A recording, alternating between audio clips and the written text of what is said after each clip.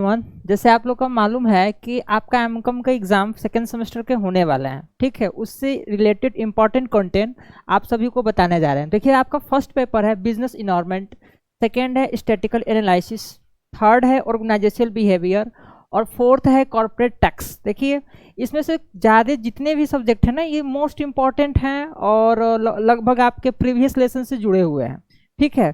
Previous आपके subjects हैं ये। देखिए, फर्स्ट जो है ना बिजनेस इन्वायरमेंट, इसमें आपके बिजनेस के बारे में स्टडी करना है। मीन्स कि बिजनेस क्या है, ठीक है, बिजनेस से कैसे चलाया जाता है, बिजनेस को रन कैसे किया जाता है, ठीक है, बिजनेस में कैपिटल की व्यवस्था कैसी होती है, .etc मीन्स कि एक बिजनेस में कैसे इन्वायरमेंट को तैयार करते हैं, बिजनेस में माहौल, ठीक है, पर्यावरण, इसमें पढ़ना है। और आपके स्टैटिकल एनालिसिस से जो आप लोग स्टैटिक्स पढ़े होंगे बीकॉम फर्स्ट सेमेस्टर में, उससे चीज़ें उससे रिलेटेड है, ठीक है। थर्ड जो सब्जेक्ट है ऑर्गेनाइजेशनल बिहेवियर, इसमें बिजनेस को कैसे ऑर्गेनाइज करना है, ठीक है, इसमें ऑर्गेनाइज पढ़ेंगे। बिजनेस की ऑर्गेनाइज का मतलब होता है जस्ट लाइक प्लान, मैनेजमेंट के प्लान को बताते हैं, मैनेजमेंट को कैसे प्लानिंग करते हैं, ठीक है। और आपका फोर्थ नंबर सब्जेक्ट है corporate tax planning. Corporate tax planning का कॉन्सेप्ट बहुत आसान है, लेकिन इसके लिए ना जिन बच्चों का बीकॉम के इनकम टैक्स जिनका कंप्लीट होगा, इनकम टैक्स और कंपनी ला,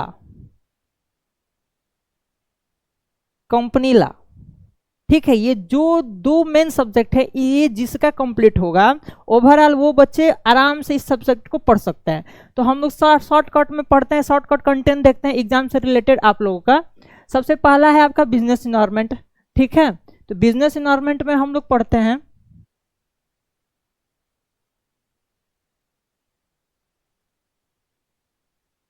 बिजनेस इन्वायरमेंट, सबसे आपका फर्स्ट लेसन है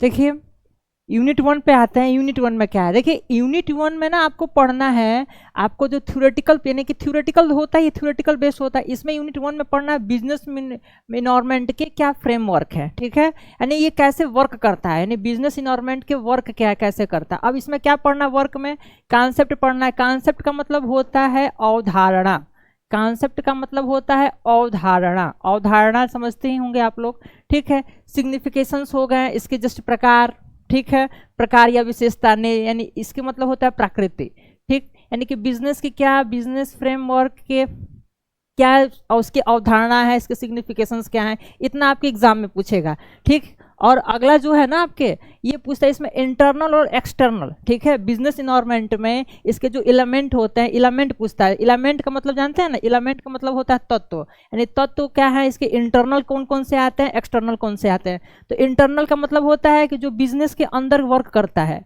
जो बिजनेस के अंदर वर्क करता है। और एक्सटर्नल का मतलब होता है कि जो बिजनेस के बाहर, यानी आउट, ठीक है, जो बिजनेस के बाहर, ठीक है।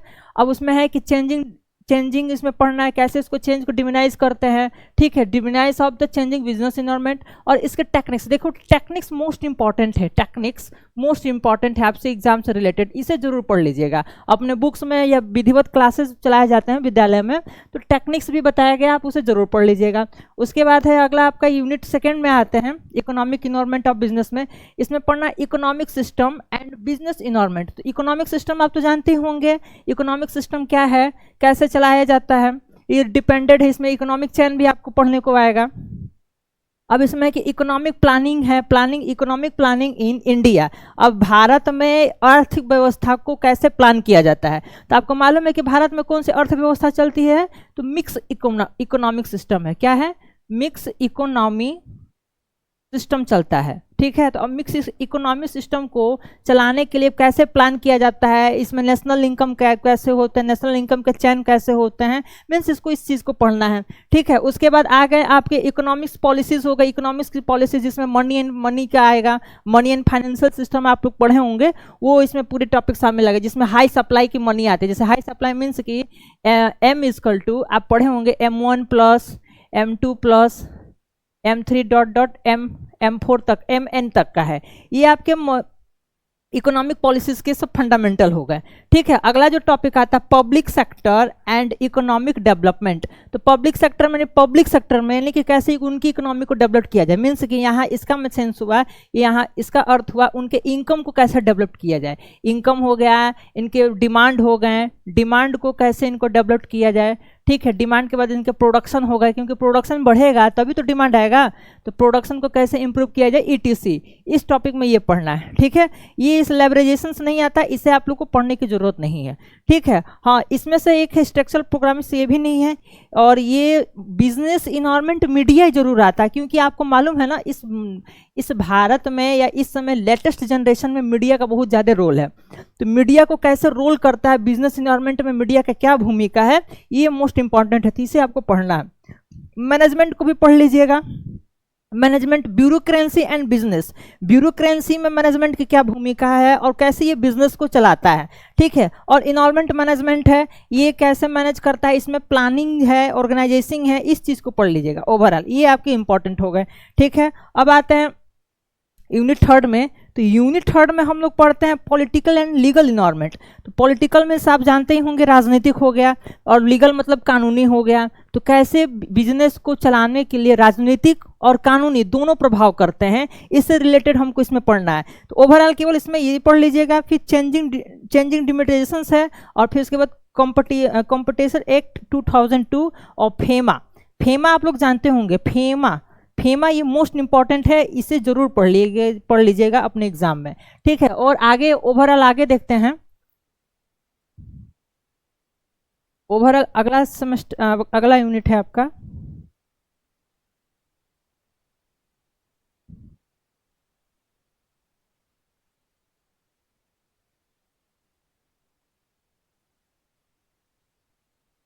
यूनिट थर्ड है आपका। यूनिट थर्ड में ज़्यादा इंपॉर्टेंट नहीं है, ज़्यादा क्वेश्चंस यूनिट थर्ड से नहीं आते हैं, मोस्टली फर्स्ट है सेकंड है, ठीक है।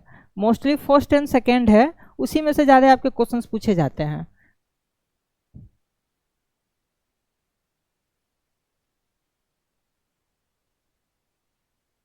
देखिए यूनिट थर्ड में आपको ये पढ़ लेना है फेमा 199 क्या होता है। तो एक फेरा था, तो फेरा जिसको हटा दिया गया है, फेरा लगभग खत्म कर दिया गया है इस समय से, क्योंकि अभी जानते हैं हम ना आप लोग, भारत में ना कंपनी एक्ट चलता है। कंपनी एक्ट कौन सा चलता है, कंपनी एक्ट 2013, यानी कंपनी एक्ट 2013 चलता है, इसलिए फेरा को हटाकर फेमा चलता है।